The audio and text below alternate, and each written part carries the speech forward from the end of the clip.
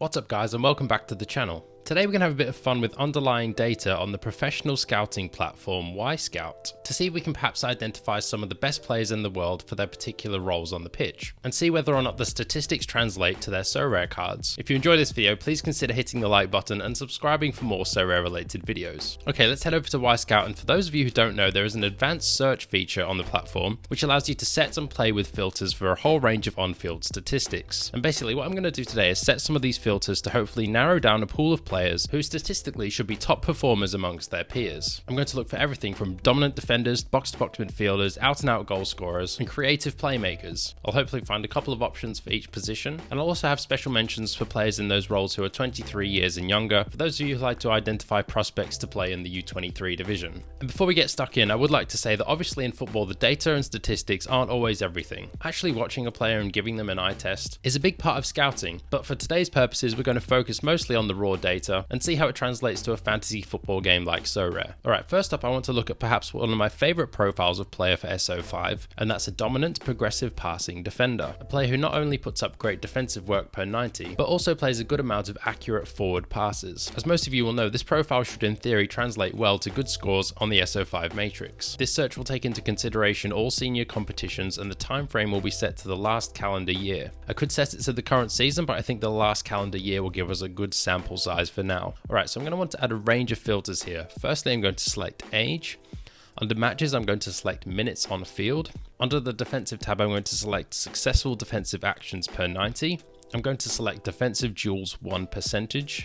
I'm not too bothered about aerial duels for this one. I am going to select interceptions per 90, and the rest I'll leave for now. Attacking and finishing aren't really relevant for this, but under passing, I'm going to select passes per 90, accurate pass percentage, forward passes per 90, and progressive passes per 90. There are also a range of options under key passing, but for this profile I'm just going to select passes to the final third per 90, long passes per 90, and leave the others. That hopefully covers the final third pass and long pass aspects of the SO5 matrix. Okay, so our filters are set, let's start moving them around. So minutes on field over the last calendar year I'm going to set to about 2,700. Most regular playing defenders will have more minutes than that, but that also accounts for a few players who perhaps miss chunks of the year with injuries and whatnot. Successful defensive actions per 90 I'm going to set at about 9. Obviously some teams have less defensive work to do than others, but I think a good amount of defensive actions will be important for managers who want their Sorare defenders to be consistently active with tackles and duels. Speaking of duels, I'm going to set the percentage of duels 1 to 68% and above. Now you can see in the bottom corner with those three filters we've gone from a selection of 69,000 players to about 1,200. So let's keep applying more and see how narrow we can get our focus.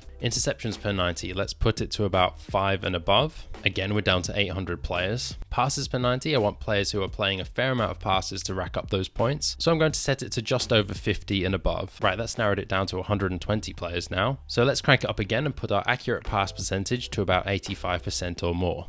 Cool, that's eliminated another 30-ish players. Forward passes per 90, let's go to about 19. And progressive passes, let's keep it about 7.5. So that didn't take out too many players, but now passes to final third per 90 will move to just over 7, and long passes per 90 will get to about 4.5. Okay, so with these filters we're down to about 40 players, half of which are playing in lower leagues, not covered by Sorare, but let's look at some of the standouts. If I set the age filter to 23 and under first, this is really interesting because we've got Benoit Badiashile, Nico Schlotterbeck, Jean-Claire Todibo, Omar Saleh, and for our Asian football fans, Taya Koga sneaks in. Now already I can tell these filters translate pretty well for defenders on SO5, because if you look at their corresponding averages, we're looking at some of the best U23 defenders on the platform. So it's good to know the data we're looking at matches up pretty favourably with Sorare output. Any of these players have been defensive Rolls Royces over the last calendar year. Badiashile averages over 60 passes a game with 90% passing accuracy. Schlotterbeck has more successful defensive actions and interceptions than anyone on this list. Todibo is solid in all aspects. Saleh has the highest percentage for defensive duels won with over 74%, and Koga is a player I've watched a fair few times now. I can see why he's been filtered into this list. He's a player I want to pick up for my own gallery. And moving to players 24 and above, on the same filter we're looking at the likes of Mavropanos, Douglas Santos, Marcos Sensei, Leonardo Sigali, and Sho Sasaki. Again, all impressive SO5 scorers and fantastic defensive options. Consistent, frequent and accurate passes of the ball who rack up interceptions and defensive actions. So it goes to show that some of the underlying data does perhaps convert to solid points on Sorare, and now you know how I'm using these filters here. Let's move ahead and play around with a few more to see if we can identify some good options for defensive midfield. Alright, my thinking with using this next set of filters is I'm looking for the more defensive minded midfielder, someone who's going to rack up AA during a match. He may not be the most decisive capable, but I'm looking for the type who sits in front of the defense, wins tackles and sprays passes out to the more creative attackers up front. Once again, I've added the age and minutes on field filters, successful defensive actions per 90, defensive duels per 90, and percentage 1 are applied, as well as interceptions per 90. Under attacking, I've selected received passes per 90 and accurate percentage are selected, as well as progressive passes per 90. And in the key passing area, I've gone for passes to final third and through passes per 90. Great, so we've got minutes on field set to 3,000, successful defensive actions just over 8,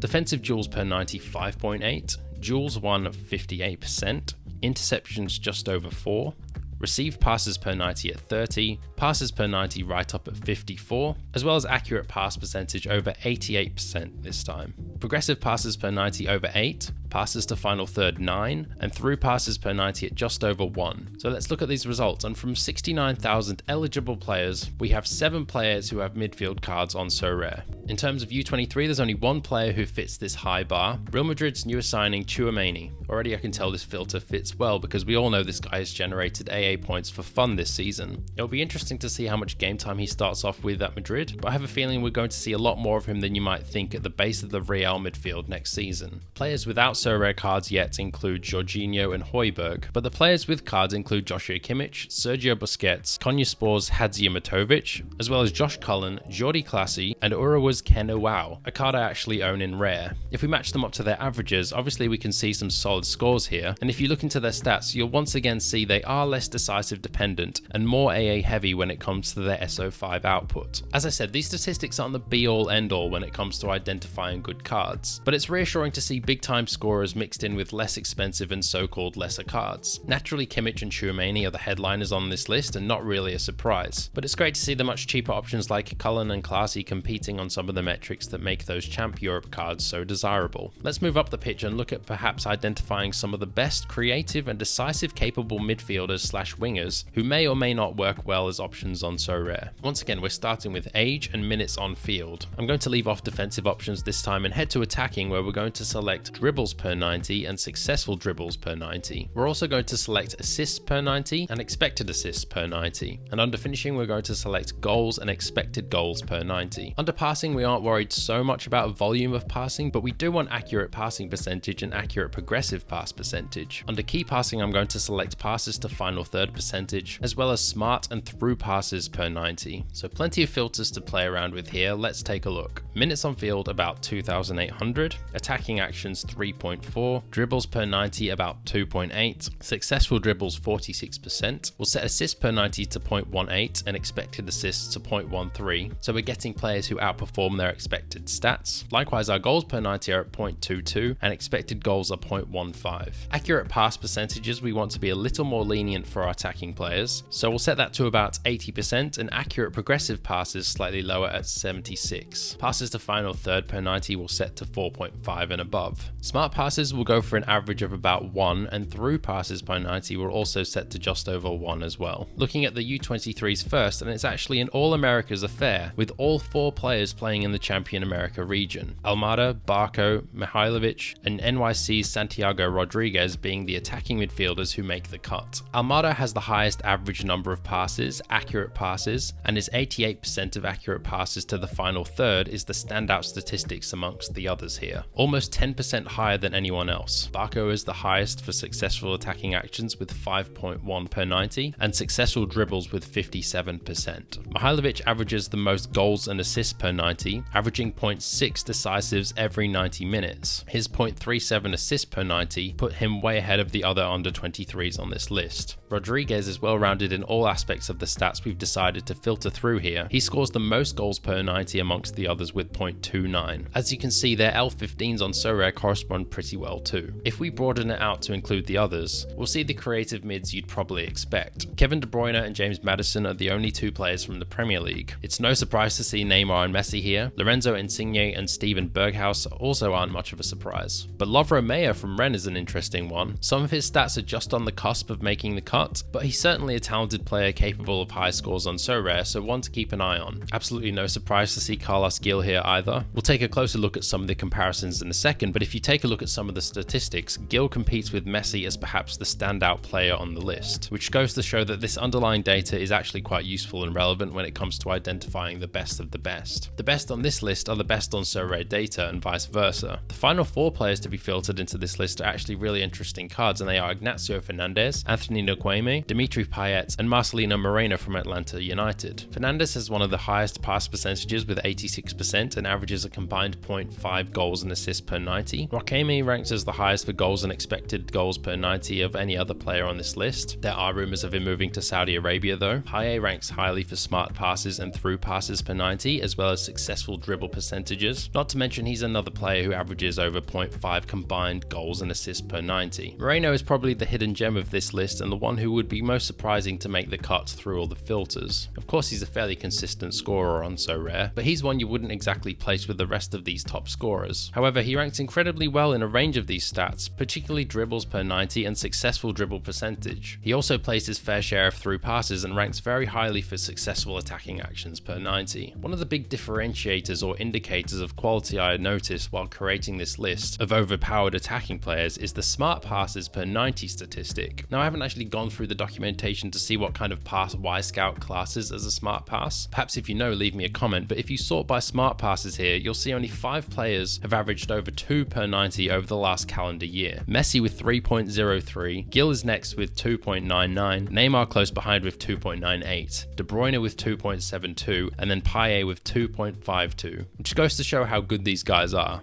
If you sort by successful attacking actions, Messi and Gil are once again at the top. Gil ranks first, then it's Messi, Moreno, Nkwame, and Neymar. So again, another interesting statistical insight into why these cards are as overpowered as they are. Of course, Messi and Gil are some of the most obvious and expensive cards on the platform, but the data backs up and explains why they are so overpowered. And once again, there are a few viable options to look at that are only a fraction of the cost. Something to consider. Let's move ahead to out-and-out goal scorers now. Clinical strikers with high XG and solid conversion rates. Players who'll put the ball in the back of the net week in, week out. Before we even set these filters, I'm sure there are a few names that are already coming to mind, the Haalands and Mbappes, etc. But perhaps we can find one or two others who fit the bill. So age and minutes are selected once more. We're going to go for goals and expected goals per 90, successful attacking actions, offensive duels 1 percentage, and touches in box per 90. And under finishing, we're going to go with shots per 90, goal conversion percentage, and shots on target percentage. Passing and key passing we're going to leave untouched. Minutes will set to just under 2,900. Goals per 90 we want a high percentile, so we're going to go with a minimum of 0.54 per 90 and 0.48 expected goals per 90. Successful attacking actions per 90 2.84. Offensive duels 1 are set to a lenient 30%. Touches in box per 90 we want those penalty area entry points, so close to 4. Shots per 90 will set to 2.3. Goal conversion 20% and above is the clinical number we want, and shots on target will set to 46%. Alright, we've got 32 players from the global pool, 13 of which have Sorare cards. Let's look at the under 23s first, and we have 6 of the best young strikers in the world here. Not many of us will be surprised to see these names. Mbappe, Haaland, Vlahovic, Darwin Núñez, Karim Adeyemi, and Julian Alvarez are the best according to this data. Erling Haaland is the most prolific over the last calendar year with 1.11 goals per 90 and an XG of 0.93. Darwin Núñez is second with 0.87 and Mbappe close behind with 0.85. However, when it comes to goal conversion, Darwin ranks highest with 30.3% conversion rate. Haaland has 29.7, and then there's a significant drop to Adeyemi and Alvarez at 23.7 and 23.6% respectively. In terms of successful attacking actions, Mbappe is the clear leader with 7.97 per 90 and Darwin second with 5.89. And Haaland and Vlahovic at the bottom with 3.49 and 3.66. Those attacking action stats are interesting considering Haaland and Vlahovic are quite well known for having significantly less AA scores on the scoring matrix in comparison to a player like Mbappe. Generally, players who play more centrally up top have lower attacking actions per 90, so that would also explain why. Either way, the data according to these filters shows the most clinical and consistent under 23 forwards in the world, and it's no surprise that two of the best have just signed for Man City and Liverpool. It'll be interesting to see how they both do next season, given they both have had periods on the sidelines with injuries. Let's broaden it back out to over 23s and see who the best of the best are there. Firstly, I'm going to filter out the lower leagues and some players without cards by setting the minimum market value to €1 million.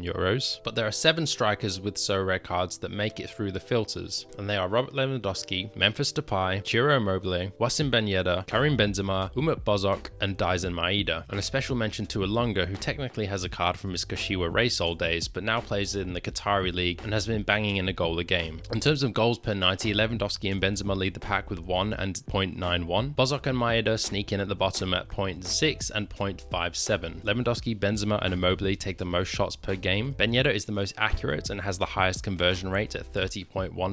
Depay, Benzema, and Maeda lead the way in successful attacking actions, and the same 3 top the charts for offensive duels won. Every one of these cards are excellent attackers and have their strengths and weaknesses, but it's certainly interesting to look at the data and see how each of them compares and how they translate to the SO5 matrix. Playing around with these statistical filters and taking note of which kind of underlying data is important for Sorare is something I've done in the past to analyze both cards I already own and cards I might want to pick up in the future. As I said at the beginning, underlying stats don't tell the full story of what happens on the pitch and how individual teams and form affect overall performance, so I wouldn't always take stats on face value to state definitively that a card is or isn't good. There are plenty of examples of cards with high average scores that don't fit into certain boxes of data, but I always have fun playing around with this kind of stuff and seeing how it corresponds to future scores. One thing that perhaps does shine through is that the cream of the crop often does rise to the top. In particular areas, for example, there's no denying that the likes of Carlos Gil and Joshua Kimmich's stats are reflected in their outstanding scores, but it's possible to identify players of a similar profile who are not quite as powerful for a fraction of the cost. I'm by no means an expert at analysing this sort of data, so please don't take this video as an indication that these players I've talked about today are just as good as one another. They're most definitely not, and there are so many factors that can affect a player's future performance. That being said, I've recently taken advantage of the big dip in ETH prices to get back into the limited competitions and pick up a few cards before their prices rose to compensate for the fall in fiat value. I've picked up a few of the cheaper players who made the cut today in preparation for next season. There are a few transfer rumours surrounding 1 or 2 of them, and it's not 100% clear where they will play, but for their relatively low limited card prices, I've taken the risk, just to see if the underlying stats I've looked at in this video will carry through to the months ahead. All of them have solid SO5 averages, so if they continue to score well, that's great, and if not, it's not the end of the world for my gallery moving forwards. Hopefully you found this scouting video interesting or entertaining, and if you have, leave me a like. If you have any thoughts, leave me a comment below, and don't forget to subscribe if you haven't already. I'll be back soon with an update on where my gallery is and what my plans are moving ahead, so look out for that, but until then, have a great week, and I'll catch you next time.